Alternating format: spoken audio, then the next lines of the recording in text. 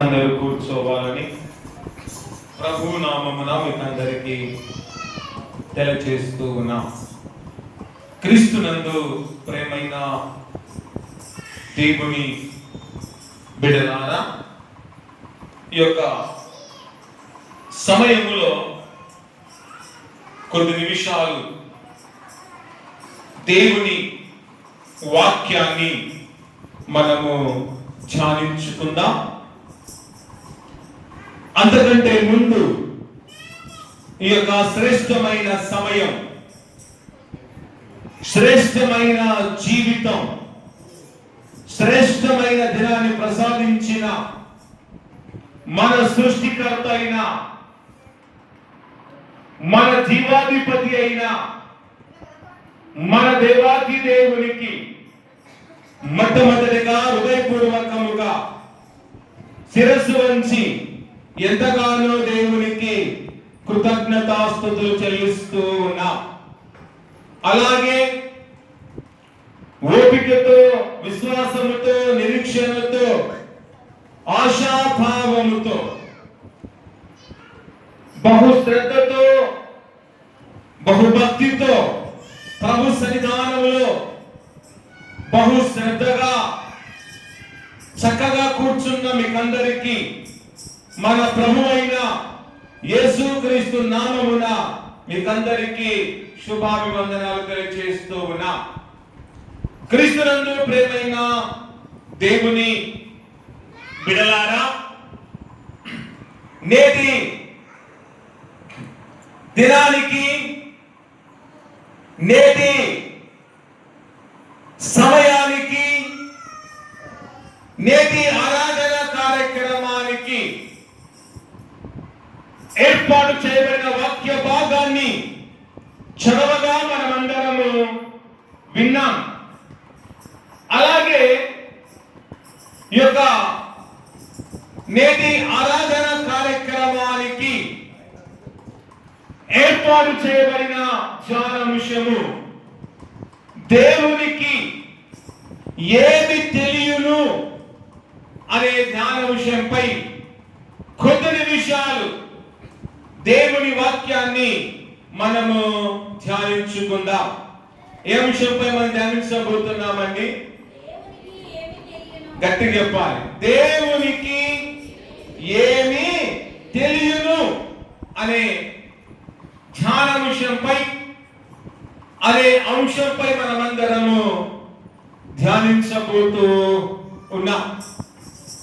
చూడండి, మానవుని యొక్క ప్రశ్న, దేవునికి ఏమి తెలియనులే అనుకొని మానవుడు లోకములో విపరీతముగా జీవిస్తూ ఉన్నాడు.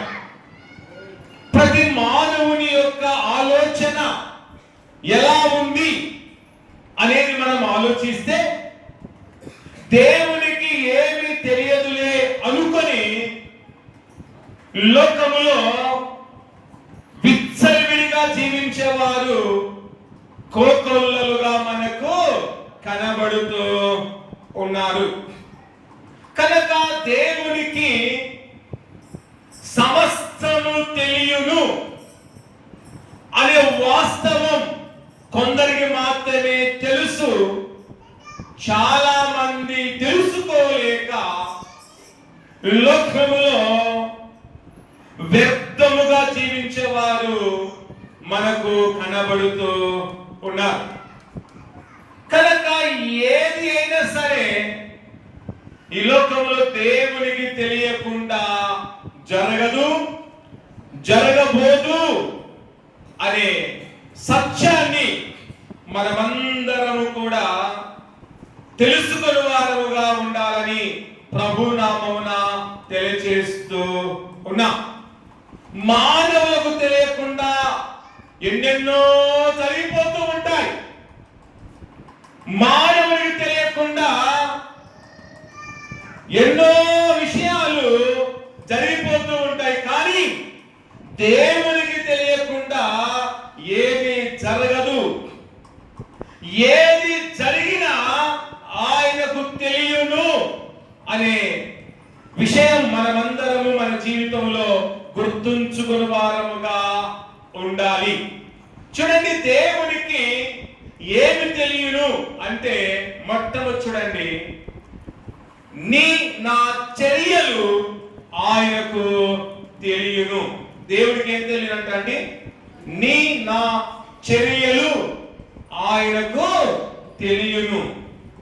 చర్యలు అనగా పనులు. నా పనులు దేవునికి తెలియను. అది మంచి పనైనా సరే, అది చెడ్డ పనైనా సరే, ఏదైనా సరే దేవునికి తెలియను. దేవునికి తెలియకుండా ఏ పని జరగదు. అది చిన్న పనైనా, అది పెద్ద పనైనా, అది మంచి పనైనా, అది చెడ్డ పనైనా, ఏదైనా కానీ ఆయనకు తెలియకుండా ఏ పని జరగదు. ఏ పనైనా సరే ఆయనకే తెలియను అనే వాస్తవం నీవు నేను ఎల్లప్పుడూ గుర్తించుకుని వారముగా ఉండాలి. అందుకే ఆ చదివిన వాక్య భాగములో కీర్తనకారుడు దావీదు గుర్తించాడు. ఏమి గుర్తించాడు అంటే, నా చర్యలన్నీ దేవునికి తెలియను, నా పనులన్నీ కూడా దేవునికి తెలియను, నా ఆలోచనలన్నీ కూడా దేవునికి తెలియను అని గుర్తించాడు. అదే విధంగా మనము కూడా గుర్తించుకుని వారముగా ఉండాలి. అందుకే వాక్య భాగం, యెహోవా నీవు నన్ను పరిశోధించి తెలుసుకున్నావు. చూడండి, ఇక్కడ ఎవరు ఎవరిని పరిశోధించిన వారుగా ఉన్నారు? దేవుడు దావీదును పరిశోధించి తెలుసుకున్నాడు. దేవుడే దావీదును పరిశోధించి దావీదును దేవుడు తెలుసుకున్న విధానాన్ని ఇక్కడ చూస్తున్నాం. దావీదును పరిశోధించి దావీదు తెలుసుకున్న దేవుడు మనను కూడా ఖచ్చితంగా పరిశోధించి పరీక్షించి ఆయన నిన్ను నన్ను గూర్చి ఆయన తెలుసుకొనుచూ ఉన్నాడు. దేవుడే గురించి తెలుసుకుంటూ ఉండగా మనము కూడా దేవుని గురించి సంపూర్ణముగా తెలుసుకోవాలి. కానీ మనం దేవుని గురించి సంపూర్ణంగా తెలుసుకోకపోయినా, నాకు దేవుని గురించి అంతా తెలుసు, నాకు దేవుని వాక్యం గురించి అంతా తెలుసు, నాకు అన్నీ తెలుసు అని లోకములో అనుకుంటూ కాళ్ళ వేసుకొని బతికేవారు చాలా మంది ఉన్నారు. నాకు దేవుని గురించి అంతా తెలుసు, ఆయన వాక్యం గురించి నాకు అంతా తెలుసు అనుకున్న వారికి ఏది కూడా తెలియదనేది మనం తెలుసుకోవాలి.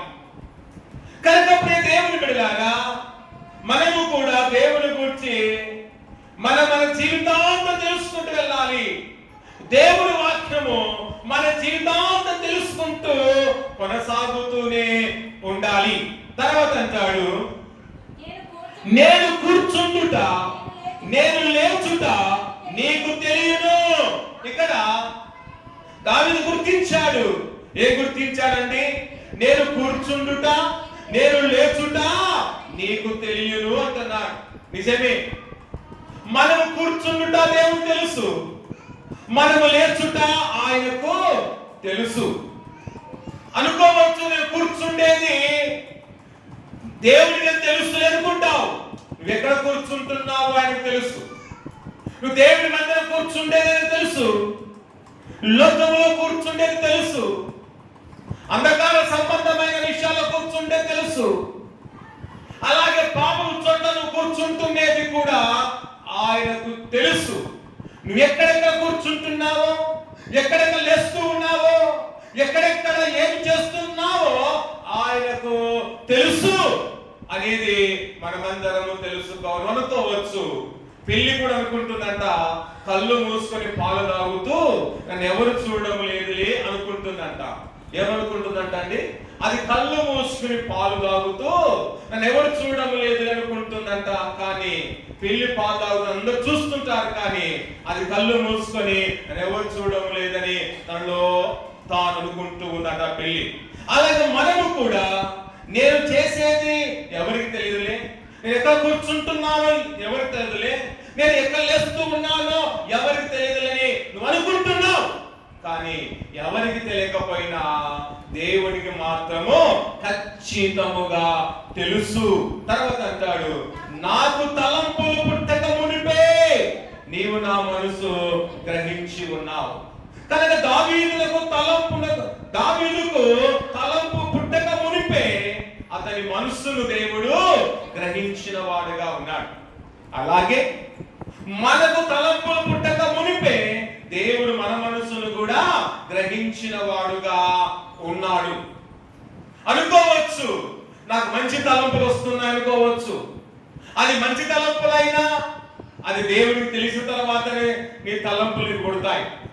ఒకవేళ నువ్వు చెడు తలంపు తలుస్తూ ఉంటే ఆ తలంపులు నీకు పుట్టక మునిపే అది దేవుడు గ్రహించిన వాడుగా ఉన్నాడు, నా మనసు గ్రహించిన వాడుగా ఉన్నాడు అనేది మనము తెలుసుకోవాలి. తర్వాత అంటాడు, నా నడకను నా పడక నీవు పరిశీలన చేసి ఉన్నావు. అతని యొక్క నడక తర్వాత అతని యొక్క పడక ఏం చేశాడంటే దేవుడు పరిశీలన చేసిన వాడిగా ఉన్నాడు. అతని నడక మాత్రమే కాదు, అతని పడక మాత్రమే కాదు, నీ నడక నా పడక ఆయన పరిశీలన చేసేవాడిగా ఉన్నాడు. అంటే నీ నడక ఎలా ఉందో ఆయన పరిశీలన చేస్తున్నాడు, నీ పడక ఎలా ఉందో ఆయన పరిశీలన చేస్తూ ఉన్నాడు. కనుక ప్రియ నేస్తమా, నీ నడక ఎలా ఉంది? నువ్వు ఎలా నడుస్తూ ఉన్నావు? దేవుడికి అనుగుణంగా నడుస్తున్నావా? లేకపోతే నడక దేవుడికి వ్యతిరేకంగా ఉందా? లేకపోతే నీ నడక వంకటింకరగా ఉందా? నీ నడక పనికిమాలిన నడకగా ఉందా? నీ నడక అంధకార సంబంధమైన నడకలిగి జీవిస్తున్నావా? నీ నడక అక్రమ సంబంధం వైపు నీ నడక పరిగెడుతూ ఉందా? నీ నడక పాపం చేయడానికి పరిగెత్తుతూ ఉంటే అలాంటి నడక నడవకుండా, అలాంటి నడకకు మనం ఫుల్ స్టాప్ చెప్పి మన నడకను పరిశీలన దేవుడు చేస్తూ ఉండగా మన నడక సరైన నడకగా ఉండాలి. నీ నడక పరిశుద్ధమైనదిగా ఉండాలి. నీ నడక చాలా పవిత్రమైనదిగా ఉండాలి. నీ నడక ప్రభు సన్నిధికి పరిగెత్తేదిగా ఉండాలి. నీ నడక ఆయన సువార్త కొరకు పరిగెత్తే నడకగా ఉండాలి. నీ నడక చూడండి పరిశుద్ధంతో సహవాసం చేయడానికి పరిగెత్తాలి. కానీ నీ నడక నా నడకల లేకుండా నీ యొక్క స్వలాభాల కొరకు, నీ యొక్క లాభం కొరకు, నీ సంతోషం కొరకు నీ నడకను వాడుకుంటూ ఉంటే ఇది నానా అలాంటి నడకను వదిలిపెట్టి దేవుడి చిత్తానుసారమైన నడక, దేవుని ప్రణాళిక ప్రకటించే నడక నేర్చుకుంటే చాలు. అదే మనకు ధన్యత, అదే మనకు ఆశీర్వాదం. కనుక తర్వాత ఆయన నా పడకను కూడా పరిశీలన చేస్తున్నాడు. కనుక నడిచి నువ్వు పడుకుంటావు. పడుకున్న తర్వాత నీ పడక ఎలా ఉంది అనేది ఒకసారి ఆలోచించాలి. ఈ నీ ఇంటిలో పడక పరిశుద్ధమైనదిగా ఉందా? లేకపోతే నీ పడకలు అపరిశుద్ధంగా మారుస్తున్నావా అనేది ఒకసారి ఆలోచన చేయాలి. కనుక చాలా మంది పడకలో లేనిపోని పగటి కళ్ళు కంటూ తమ పడకను అపవిత్రమైన పడకగా మార్చుకునేవారు చాలా మంది ఉన్నారు. అలాగే పడకలో పండుకొని లేనిపోని ఆలోచనలతో తమ పడకను చూడండి అపవిత్రమైన పడకగా మార్చుకొని నిద్ర లేకుండా సతమతమైపోయే వారు సమాజంలో చాలా మంది ఉన్నారు. కనుక ప్రియ దేవుని బిడ్డ, నీ పడకలోనికి సరైన నిద్ర రావాలి అంటే నీ పడక మంచిగా ఉండాలి, నీ ఆలోచనలు మంచిగా ఉండాలి, నీ తలంపులు మంచిగా ఉంటే నీ పడక కూడా మంచిగా ఉంటుంది, నీ పడక పవిత్రమైనదిగా ఉంటుంది అనేది మనమందరము ఆలోచించాలి. తర్వాత అంటాడు, నా చర్యలన్నిటినీ నువ్వు బాగా తెలుసుకున్నావు. చూడండి దావీదు యొక్క చర్యలు అనగా తన పనులన్నిటిని దేవుడు చేశాడంట. బాగా తెలుసుకున్నాడు. ఎంత బాగా అంటే చెప్పలేనంతగా చక్కగా అతని యొక్క చర్యలన్నిటినీ అతడు దేవుడు తెలుసుకున్నాడు. మన చర్యలన్నిటిని కూడా దేవుడు బాగా తెలుసుకున్న వాడిగా ఉన్నాడు. నీ పని ఏమిటో, ఉదయం లేచిన మొదలుకొని ఏం చేస్తున్నావో తెలుసు. సాయంకాల వేళ వరకు నువ్వు ఎలా ఉన్నావో తెలుసు. రాత్రి వేళలో నువ్వు ఎలా ఏమున్నావో ఏం చేస్తున్నావో ఆయనకు తెలుసు. అందరి కళ్ళు కప్పవచ్చు, కానీ దేవుని కళ్ళని కప్పడం అసంభవం. నువ్వు అందరిని మోసం చేయొచ్చు, కానీ నువ్వు దేవుడిని మోసం చేయలేవు. నీ ఇంటిని భర్తను మోసం చేయొచ్చు, అలాగే నీ భార్యను ఇంట్లో మోసం చేయొచ్చు, నీ పిల్లలను మోసం చేయొచ్చు, కానీ దేవుని మాత్రము ఎవరు కూడా మోసము చేయలేరు. ఎందుకంటే ఆయన అందరిని ఎరిగిన వాడుగా ఉన్నాడు, అందరిని చూస్తూ ఉన్నాడు, అందరిని పరిశీలిస్తున్నాడు, అందరి పనులన్నిటి ఆయన బాగా తెలుసుకున్నాడు. గనక నువ్వెవరిని ఏమి చేసినా, ఎవరిని మోసం చేసి దేవుడు మాత్రం మోసం చేయమని దేవునిలో చాలా జాగ్రత్తగా ఉంటే కొంతకాలం క్షేమంగా ఉంటాం. లేదు కాదుకూడదు, నా ఇష్టంగా నడిస్తే అదే చివరి రోజుగా మారిపోతుంది అని ఎరిగి నీవు నేను దేవునికి నమ్మకమైన బిడగా జీవించడం నేర్చుకోవాలి. 4వ వచనం అంటాడు, యెహోవా మాట నా నాలుకకు రాకమునిపే అది నీకు పూర్తిగా తెలిసి ఉన్నది. దేవా యెహోవా మాట నా నాలుకకు రాకమునిపే ఏమంటున్నాడండి? అది నీకు పూర్తిగా తెలిసి ఉన్నది. మనము మన నాలుకతో చూడండి మాట్లాడడానికి మనం ప్రయత్నిస్తుంటాం. మనం మాట్లాడే మాట మన నాలుకకు రాక ముందే ఎవరు తెలుసు అంట? దేవునికి తెలుసు. అందుకే మన నోట నుండి వచ్చే మాట ఆయన తెలుసు కనుక మన మాట అది మంచి మాటగా ఉండాలి.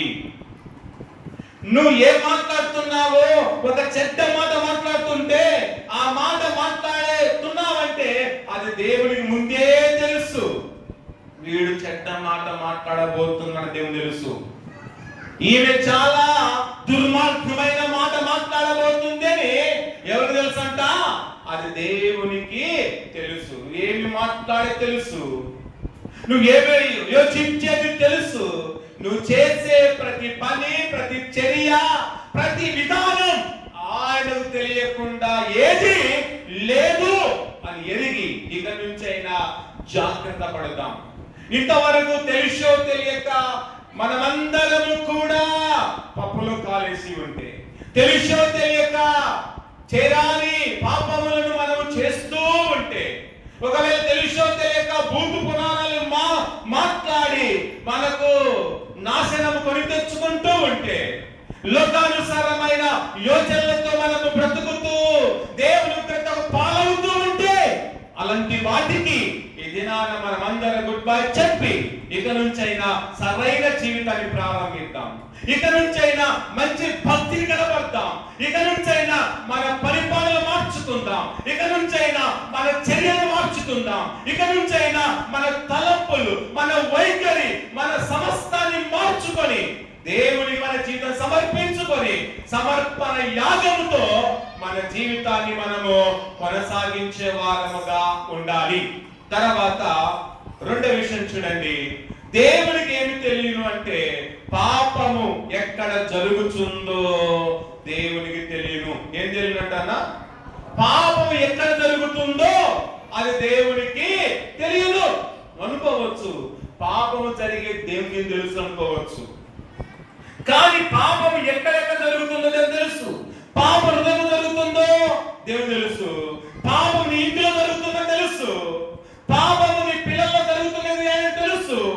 పాపము వీధిలో జరుగుతుందో తెలుసు. పాపము ఏ మార్గం జరుగుతుందో కూడా తెలుసు. పాపము ఎక్కడ జరుగుతున్నా దేవునికి తెలుసు. అది పాపమైనా సరే మరి ఏదైనా సరే ఏది జరిగినా ఆయనకు తెలుసు. అనేది మనము కూడా తెలుసుకోవాలి. చూడండి, యోబు గ్రంథం 11వ అధ్యాయము 11వ వచనాన్ని ఒకసారి మనం చదువుకుందాం. 11:11 పనికి మాలిన వారెవరు? ఆయనే ఎరుగును కదా. చూడండి, ఎవరు దేవునికి అందరూ కూడా తెలుసు, అందరినీ కూడా ఆయన ఎరుగును. పనికి మాలవారెవరు? ఆయనే ఎరుగును కదా. పనికి మాలవారు కూడా లోకములో ఉన్నారు. అలాంటి వారు కూడా, పనికి మాలవారిని కూడా దేవుడు ఎరిగిన వాడుగా ఉన్నాడు. చాలా మంది సంఘములో, సమాజంలో పనికి మాలవారు లేరా అంటే చాలా మంది ఉన్నారు. వారిని కూడా దేవుడు ఎరిగిన వాడిగా ఉన్నాడు. నీ యొక్క పనికిమాల పని నువ్వు చేస్తుంటే అది చూస్తూ ఉన్నాడు. ఒరే ఓ పనికిమాలోడా, నువ్వు చేసే పని తెలుసురా అని దేవుడు చెబుతూ ఉన్నా నీ నా పనికిమాల పనులు మానడం లేదు. ఎన్ని పనికిమాల పనులు చేస్తున్నావో ఒకసారి ఆలోచించు. నీ ఇంటిలో ఎన్ని పనికిమాల పనులు చేస్తున్నావో, సమాజంలో ఎన్ని పనికిమాల పనులు చేస్తూ నువ్వు జీవిస్తూ నేను పరిశుద్ధుడను అని గొప్ప చెప్పుకుంటున్నావేమో ఒక్కసారి నువ్వు ఆలోచించు. నీ పనికిమాలతనం, నీ దుర్మార్గపు తనం, నీ దుష్ట తలంపులు, నీ దుష్ట వైఖరి, నీ దుష్ట నిర్ణయాలు, నీ దుష్ట స్వభావం ఆయన ఖచ్చితంగా ఎరిగిన వాడిగా ఉన్నాడు. కనుక పనికి మాల వారు ఎవరో, మంచివారు ఎవరో, నీతిమంతులు ఎవరో, పరిశుద్ధులు ఎవరో అంతా కూడా దేవునికి తెలియను. అలాంటి వారందరినీ దేవుడు ఎరిగిన వాడుగా ఉన్నాడు. తర్వాత పరిశీలన చేయకయే పాపం ఎక్కడ జరుగుతుందో ఆయనే తెలుసుకొనుడు కదా. ఎవరు చెప్పాల్సిన అవసరం లేదండి. దేవుడా అక్కడ పాపం జరుగుతుంది చూడు, దేవుడా మరి పాపం చేస్తున్నాడు చూడు, పలానా వాడు పాపం చేస్తున్నాడు చూడని మనం చెప్పాల్సిన అవసరత లేదు. దేవుడికే తెలియను. ఎక్కడ పాపం జరుగుతుందో తెలుసు, ఎక్కడ ఏమి జరుగుతుందో కూడా ఆయనకు తెలుసు అని ఇక్కడ మనం చూస్తుందకే పరిశీలన చేయకే పాపం ఎక్కడ జరుగుతుందో దేవుడికి ఆయనే తెలుసుకున్నాడు కదా. ఆయన తెలుసుకుంటూ ఉంటాడు. నా బిడ్డ ఏం చేస్తూ ఉంది, నా బిడ్డ దేవుడు చక్కగా వస్తుంది, ఆయన ఏం చేస్తుంది దేవుడు ఆయన తెలుసుకుంటూ ఉంటాడు. నా కుమారుడు చాలా చక్కగా దేవుడికి వస్తున్నాడే, వీడు ఏం చేస్తున్నాడు రోజు అని అది కూడా దేవుడు తెలుసుకుంటూనే ఉన్నాడు. నిన్ను గురించి దేవుడు మర్చిపోవడం లేదండి. నిన్ను గురించి ఆయన నిన్ను మర్చిపోయి ఊరుకోవడం లేదు. ఆయన నిన్ను నన్ను కూడా దినదినము పరిశీలిస్తున్నాడు. నిన్ను నన్ను గురించి దినదినం ఆయన తెలుసుకుంటున్నాడు. నా కుమార్తె చాలా చక్కగా ప్రార్థన చేస్తుంది, ఏం చేస్తుంది? నా కుమారుడు చాలా చక్కగా ప్రార్థిస్తున్నాడే, ఏం చేస్తున్నాడు తెలుసుకుంటున్నాడు. నా కుమారుడు చాలా చక్కగా పాల్పడుతున్నాడే, రోజు ఏం చేస్తున్నాడు దేవుడు తెలుసుకుంటున్నాడు. నా కుమార్తె చాలా చక్కగా పాటలు పాడుతుంది, ఏం చేస్తున్నాడు? నా కుమారుడు చాలా చక్కగా దేవుడికి వస్తున్నారు, కానీ ఏం చేస్తున్నాడు అని దేవుడు ఏం చేస్తున్నాడు అంటే తెలుసుకుంటూ ఉన్నాడు. కనుక ప్రదేవులారా ఆయన మన గురించి తెలుసుకుంటుండగా మనం కూడా ఆయన గురించి తెలుసుకొని నేను ఆయన ఎదుట ఏదో తప్పు చేసి ఒక దొంగలాగా దొరికిపోకుండా దేవుని వచ్చి పరిశీలిస్తున్న దేవుని ఒక దొరలాగా బతకడం ప్రయత్నించాలి. తప్పు చేసిన వాడు దొంగ, పాపం చేసేవారు దొంగలు, అన్యాయం జరిగించే వారే దొంగలు, నీతిగా నిజాయితీగా జీవించేవారు దొరలు గనక మనం దొరలుగా బ్రతకాలి కానీ దొంగలుగా బ్రతకకుండా, దాగుడు మూటలు ఆడకుండా జాగ్రత్త పడదాం. చాలా మంది దాగుడు మూటలు ఆడుతూ నేను చాలా గొప్పవాడని సంఘములో తమను తాము కనపరుచుకుంటూ ఉంటారు. నువ్వెంత గొప్పవాడవో సంఘంలో ప్రజలు తెలుసు, నువ్వెంత మంచివాడవో సంఘంలో ప్రజలు తెలుసు, నువ్వు ఎలాంటి గుణం కలిగిన వాడవో ప్రజలకు తెలుసు, దేవుడు తెలుసు. నీ యొక్క స్వభావం ఏమిటో కూడా దేవుడు తెలుసు, సమాజంలో మనుషులకు కూడా తెలుసు. నువ్వు ప్రత్యేకంగా నేను గొప్పోడును, నిన్ను నీతిమంతుడను, నేను పరిశుద్ధుడని చెప్పుకునే అవసరం లేదు. ఎవరు ఎలాంటి వారో, ఎవరి క్యారెక్టర్ ఏమిటో దేవుని తెలుసు, మానవులకు కూడా తెలుసని మనం ఎరిగి జాగ్రత్తగా మనము జీవించు వారముగా ఉండాలి. కనుక ప్రియ దేవుని బిడ్డ, నీవు నేను పాపం చేస్తున్నాము అంటే అది దేవుడు తెలుస్తుంది ఎరిగి జాగ్రత్తగా ఉంటూ పాపానికి ఫుల్ స్టాప్ చెబుతాం. పాపము చూడండి, పాము కంటే చాలా ప్రమాదకరమైనది. చూడండి, ఒకవేళ పామైన కాటేస్తే, ఒకవేళ సమయానికి వైద్యం చేసుకుంటే మనుషుడు బ్రతుకుతాడేమో, కానీ పాపం చేసేవాడు బ్రతకడం చాలా కష్టము. గనక నా జీవితంలో పాపము చేయకుండా జాగ్రత్త పడదాం.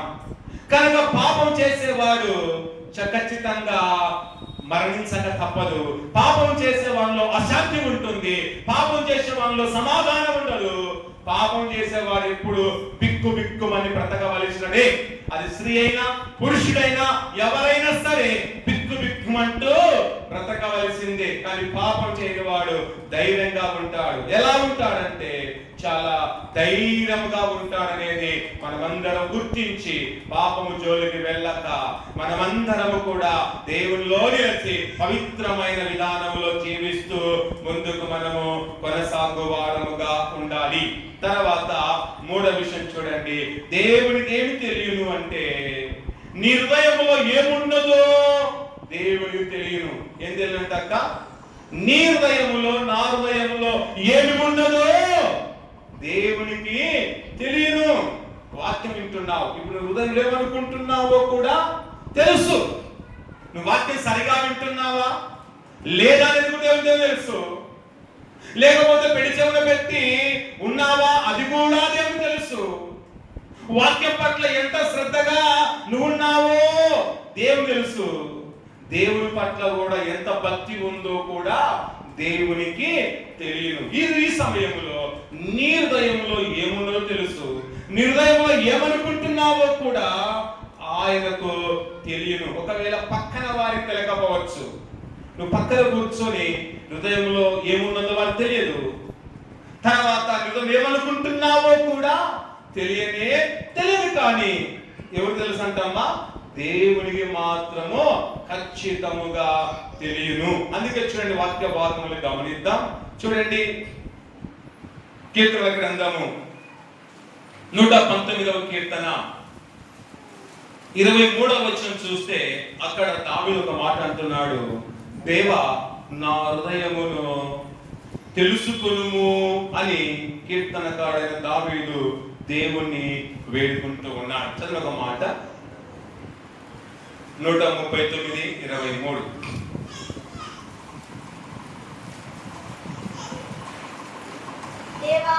దేవా నన్ను పరిశోధించి నా హృదయమును తెలుసుకొనుము. ఏమంటున్నాడండి? దేవా నన్ను పరిశోధించి నా హృదయమును తెలుసుకొనుము అంటున్నాడు. ఈ రోజైనా ఈ మాట అడిగా మా దేవుణ్ణి. ఎన్నో రోజుల నుండి క్రైస్తవులమే, ఎన్నో రోజుల నుండి క్రైస్తవ కుటుంబానికి చెందిన వారమే, కాదనం లేదు. కానీ ఏ రోజైనా దావీదు దేవుని అడిగినట్టు మనము అడిగామా? దేవా నన్ను పరిశోధించి నా హృదయమును తెలుసుకొను అని ఏ రోజైనా మనం అడిగామంటే అడగడమే లేదు. అడిగేదల్లా దేవా అది కావాలి, ఇది కావాలి ప్రభా, ఆస్తులు కావాలి, అంతస్తులు కావాలి, ఈ విధంగా ఉండాలి, ఆ విధంగా ఉండాలి, ఆ విధంగా ఆశీర్వదించమని ఈ విధమైన ప్రార్థన చేస్తాం. కానీ ఈ విధంగా మాత్రం ప్రార్థన చేయం. దేవా యెహోవా మమ్మల్ని పరిశోధించి మా హృదయం తెలుసుకోమని ఏ రోజైతే అడిగామంటే అడగలేని పరిస్థితి. ఇక నుంచి అడగడం మనము నేర్చుకోవాలి. తర్వాత అంటాడు, నన్ను పరీక్షించి నా ఆలోచనలు తెలుసుకొనుము.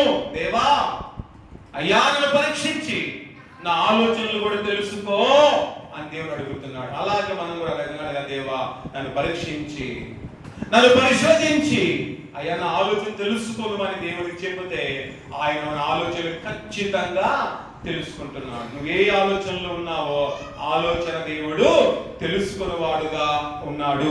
తర్వాత అంటాడు, నీకు ఆయాసకర మార్గం నాయందున్నదేమో చూడుము.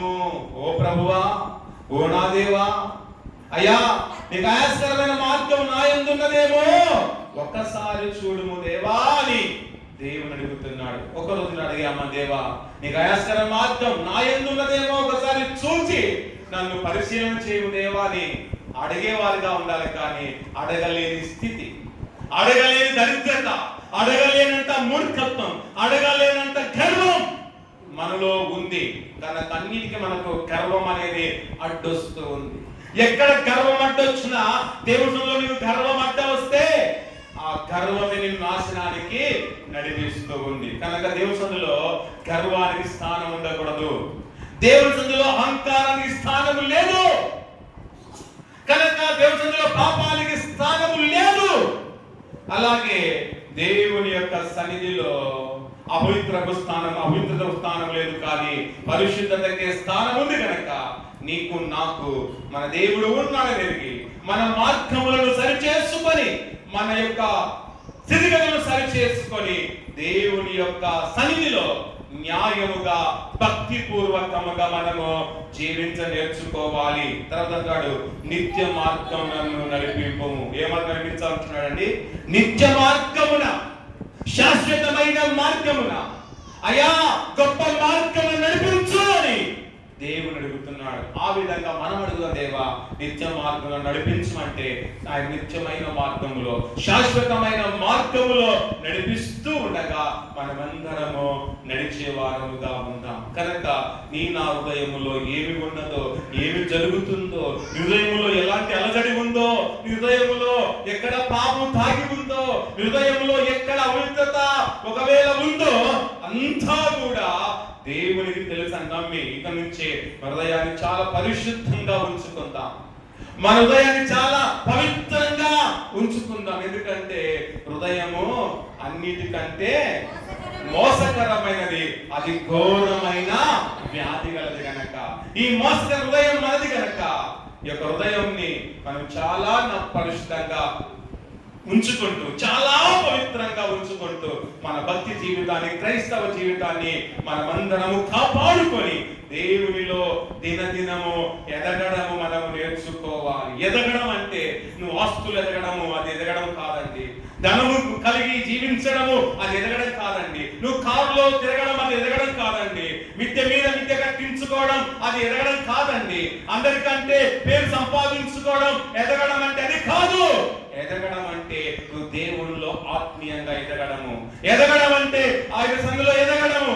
ఎదగడం అంటే ఆయన వాక్యంలో ఎదగాలి. ఎదగడం అంటే ఆయన నామములో మంచి పేరు తెచ్చుకొని ఎదగడమే ఎదగడం. కానీ చాలా మంది అనుకుంటారు ఎదగడం అంటే ఆస్తి పాస్తులు ఉండడం, ఎదగడం అంటే బంగారు ఉండడం, ఎదగడం అంటే బ్యాంక్ బ్యాలెన్స్ ఉండడం, ఎదగడం అంటే అందరికంటే గొప్పగా ఉండడమే ఎదగడం అనుకుంటారు. అది కాదు ఎదగడము. దేవుళ్ళు ఎదుగుతున్నావా లేదా, దేవుడు ఎలా ఉన్నావనేదే దేవుడు చూస్తున్నాడు ఎదిగి. అలా ఇంతవరకు దేవుళ్ళు ఎదగలేని స్థితి నీలో ఉంటే ఇక నుంచి ఎదుగుదాం. దేవుల్లో బలపరచబడి బలవంతులుగా లోకములో మనము జీవించు వారముగా ఉండాలి. తర్వాత 4వ విషయం చూడండి, దేవునికి ఏం తెలియను అంటే నీతిమంతుల మార్గము తెలియను. బ్రదర్స్, ఏం తెలుసు అంటే దేవునికి నీతిమంతుల మార్గం తెలుసు. నువ్వు నీతిమంతుడిగా ఉంటూ, నీతిమంతురాలుగా ఉంటూ ఏ మార్గంలో వెళుతున్నావో ఆయనకు తెలియను. కనుక ప్రియ దేవుని బిడ్డ, ఒకవేళ నా మార్గములు ఎవరికి తెలియకపోవచ్చు. నువ్వు ఉదయం లేచి ఇంటి నుంచి బయటకు వస్తున్నావు, ఏ మార్గం వెళుతున్నావో నీకు నీ కుటుంబానికి తెలియదు.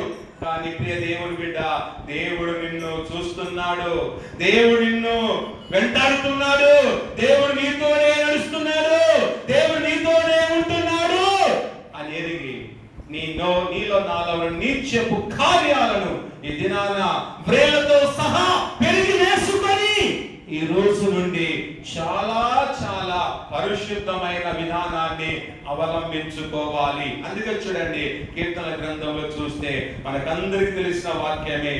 కీర్తన గ్రంథం 1వ కీర్తన 6వ వచనం చూడండి, నీతిమంతుల మార్గము యెహోవాకు తెలియను. ఎవరు తెలియనంటండి? నీతిమంతుల మార్గం యెహోవాకు తెలియను.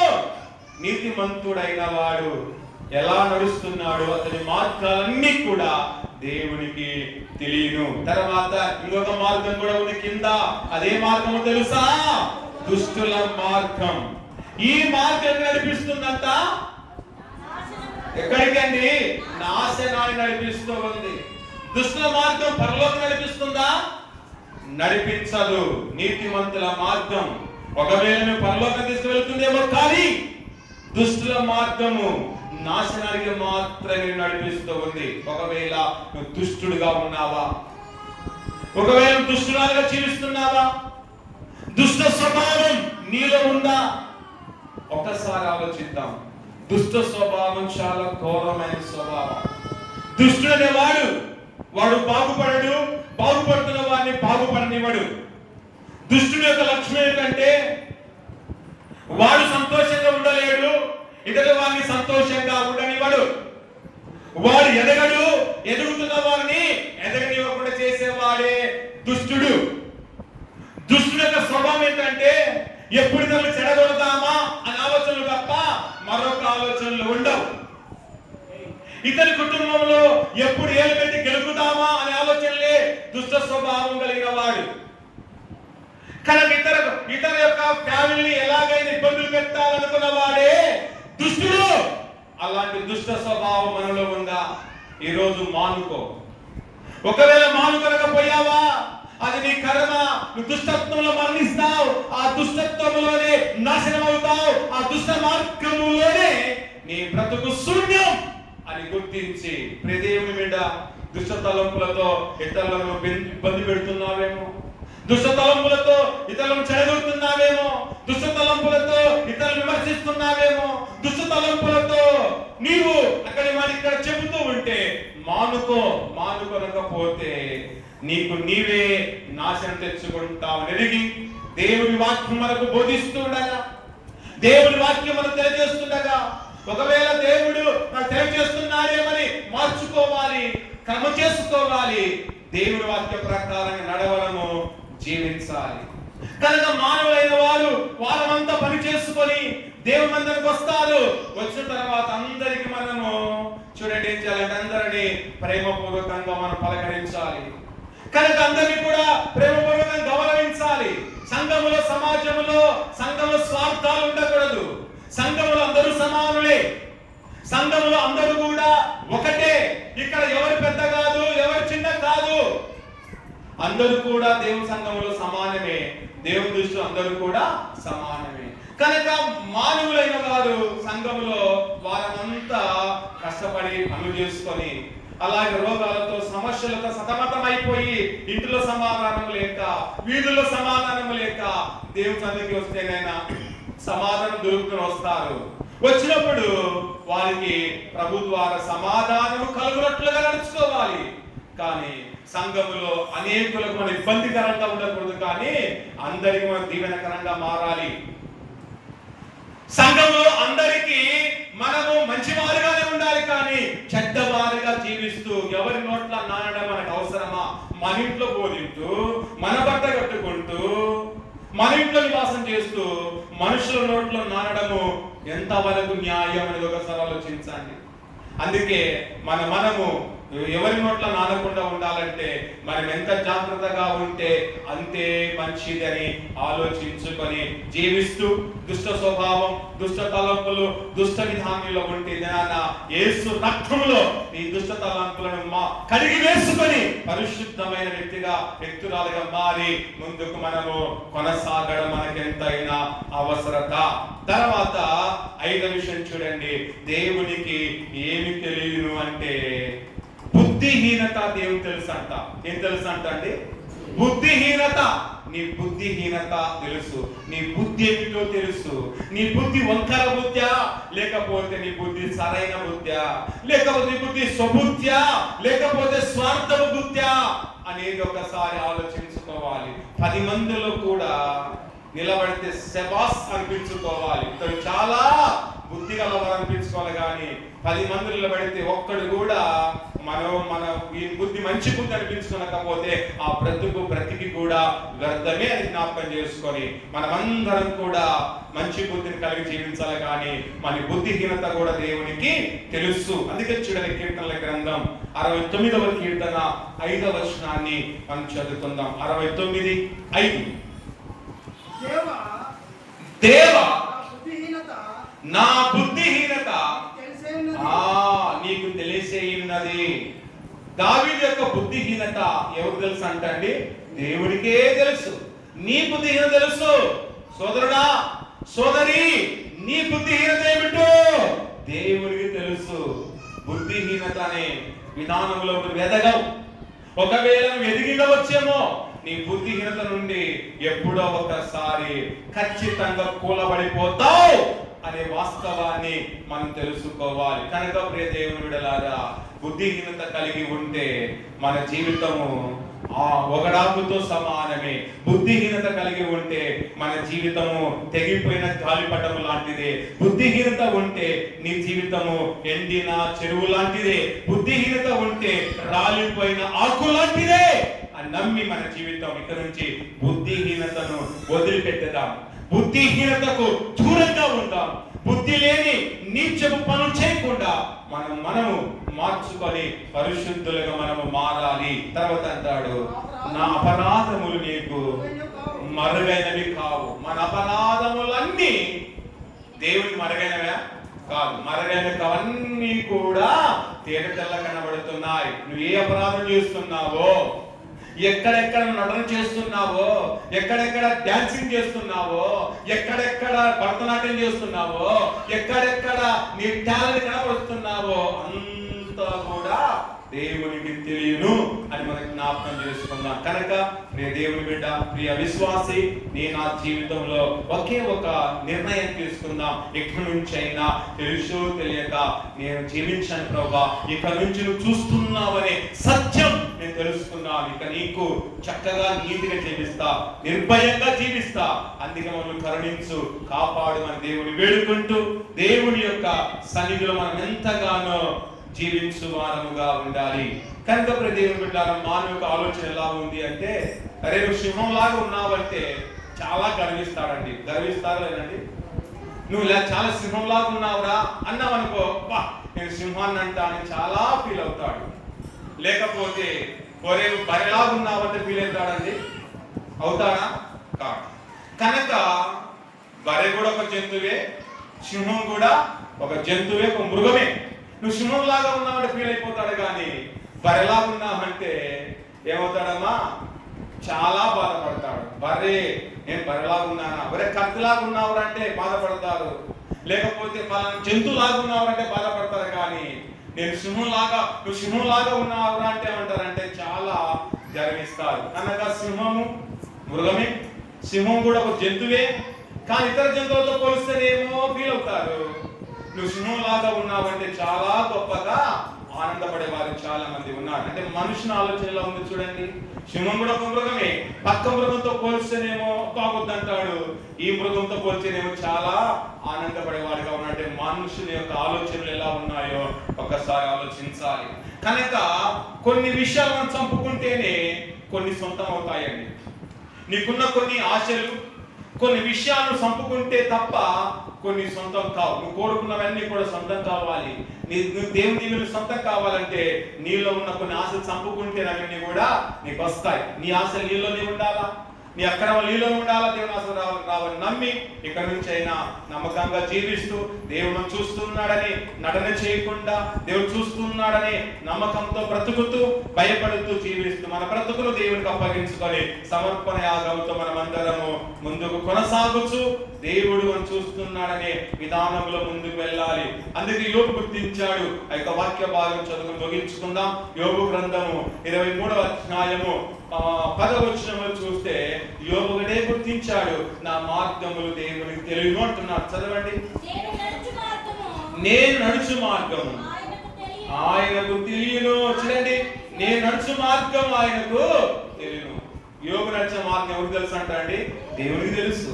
మనం నడిచే మార్గం దేవుడు తెలుసు, దేవునికి తెలుసు. కనుక దేవుని బిడ్డలారా, ఆయనకు మన మార్గం తెలుసు. తర్వాత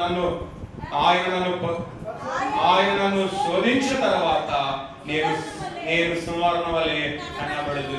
ఆయనను శోధించిన తర్వాత ఒక సువర్ణ వలె నేను కనబడతారని ఆయన మాట్లాడుతున్నాడు. అందుకే మనం కూడా మన లక్ష్య మార్గం తెలుసు నమ్మి దేవుని నమ్మకస్తులుగా భక్తిపూర్వక జీవిస్తూ విశ్వాసం, నిరీక్షణ, ఆశాభావంతో మనమందరము ముందుకు కొనసాగు వారముగా ఉందాం. ప్రార్థించుకుందాం. తలవంచండి, ప్రార్థించుకుని దేవుడిచ్చే ఉన్నతమైన తన కరుణ, తన కటాక్షత, తన సన్నిధి, తన జయ జీవితాన్ని సమయంలో మనం పొందుకుందాం. దేవా, ఇంతవరకు మీరు మాతో మాట్లాడే ప్రతి మాట బట్టి స్తోత్రాలు. ఈ వాక్య ప్రకారంగా జీవించే కృప వాక్యం మాకు దయచేసి మీకు సమస్తం తెలుగు ప్రభా. ఇంతవరకు తెలియక మేము అటు జీవించామేమో, ఇక జీవించకుండా జాగ్రత్త జీవించే కృపను మాకు, మా సంఘానికి